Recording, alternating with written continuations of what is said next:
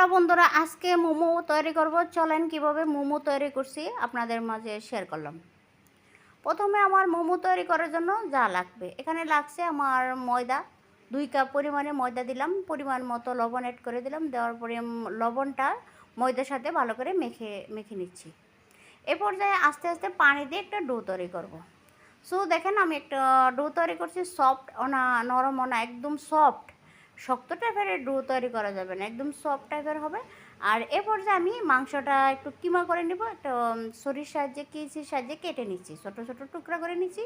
নেওয়ার পরে এরকম থেতনি দিয়ে আমি আজকে কিমা করব। যাক, আমি ব্লেন্ডারে ব্লেন্ড করছি না, আপনারা যারা ব্লেন্ডার না থাকে তারা এরকম একটু থেতনি দিয়েও কিমা করতে পারেন, যেটা সহজ এটাই আমি দেখাচ্ছিলাম, আপনারাও পারবেন। দেখেন আমার কিমাটা হয়ে গেছে, এরকম একদম পারফেক্ট কিমা হয়েছে। আপনারা ভাববেন না যে ব্লেন্ডার ছাড়া হয় না। এখানে আমার মশলা লাগবে, মশলা বলতে গোলমরিচের গুঁড়া অ্যাড করে দিলাম 2 টেবিল চামচের মতো হবে। অ্যাড করে দেওয়ার পরে দেখেন আমি এখানে লবণ অ্যাড করে দিলাম অল্পই, পরিমাণ মতো লবণ দিলাম। এখানে আদা বাটা ছিল, দিয়ে দিলাম।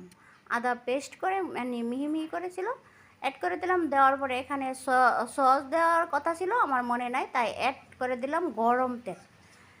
সয়া সস দেওয়ার কথা ছিল, মনে নাই, দিতে পারি না। আপনারা সয়া সসটা অবশ্যই দেবেন, আমি দিতে ভুলে গেছিলাম। তা এখানে গরম তেল অ্যাড করে দিলাম। দেওয়ার পরে কিমাটা একটু নেড়ে সেড়ে কিমাটা তৈরি করে নেব। দেখেন আমি ফাইনালি কিমাটা তৈরি করে নিচ্ছি।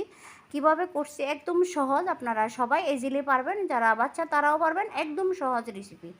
মানে এ পর্যায়ে আমি ডোটা একটু কেটে নিচ্ছি, আমার সেট হয়ে গেছিলো যে ময়দার ডোটা এরকম লিচি লিচি আকারে কেটে নিচ্ছি। দেখেন এটা কাটার পর আমি একটু ময়দা মেখে, যাতে একটার সাথে একটা লেগে না যায়, আমি আলাদা আলাদা করে নিচ্ছি, একটা রুটি বানাই নিচ্ছি। দেখেন রুটিটা বানানো হয়ে গেছে। এ পর্যায়ে আমি একটা শেপ আকারে বানাবো। আপনারা কেউ হাসবেন না, আমি ওরকম পারদর্শী না। মোমো বানাইছি আরেকবারও, কিন্তু আমার মোমোর শেপটা আসে নাই। আমার কাছে যেটা সহজ শেপ ওইটাই দিচ্ছি। আপনারা বাসায় ট্রাই করবেন। দেখেন আমি এরকমভাবে দিচ্ছিলাম, মানে শাড়ি পরার যেরকম কুচি কুচি দেয় এরকমভাবে দিচ্ছি। দেখেন আমার মোমোটা একটা সেট করছি, এরকম হয়েছিল। আপনারা একটু কমেন্টে জানান কেমন হয়েছে। আমি একটা পারদর্শী না, আমার মেয়ে বানাইছে একটা, আমি বানাইছি একটি। আমার মেয়ে বানাইছে ওইটা, আমি বানাইছি এটা। দেখেন কাঠটা ভালো হয়েছে, একটা কমেন্টে জানাইন। আমি ওরকম পারি না, যাই পারছি তাই দিছি, আঁকা বাঁকা যেমন হয়েছে। যাক আলহামদুলিল্লাহ, খাইতে তো পারবো। এই যে একটা মেয়ে বানাইছিল 2টা, আর আমি বানাইছিলাম বাকিগুলো।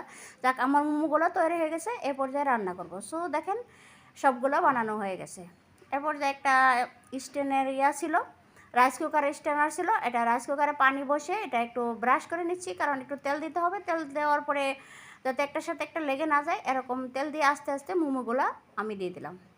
সো সবগুলো আস্তে আস্তে দিয়ে দেবো। দেওয়ার পরে দেখেন আমি সবগুলো মোমো আস্তে আস্তে দেওয়া শেষ, মানে দেওয়ার পরে আমি একটু রান্না করব। সো দেখেন আমি একটু ঢাকনা দিয়ে রান্না করছি, 10-15 মিনিটের মতো সময় লাগবো। একদম মোমো আমার রান্না হয়ে গেছে। দেখছেন আপনারা, একদম সহজ রেসিপি মোমো। মানে এটা মানে হেলদি খাবার। হেলদি খাবার বলতে মানে মাংসটাও হেলদি, আর রান্না না, মশলা কম, আর এগুলোও মানে তেলে ভাজা না। বাঙালিরা তো বেশিরভাগ তেলে ভাজা খায়, আমার মোমোগুলো এরকম ছিল। আর যারা হেলদি খাবার খাইতে চান তার জন্য রেসিপিটা কেমন হলো আপনারা একটু কমেন্টে জানান। আল্লাহ হাফেজ, সবাই ভালো থাকেন, সুস্থ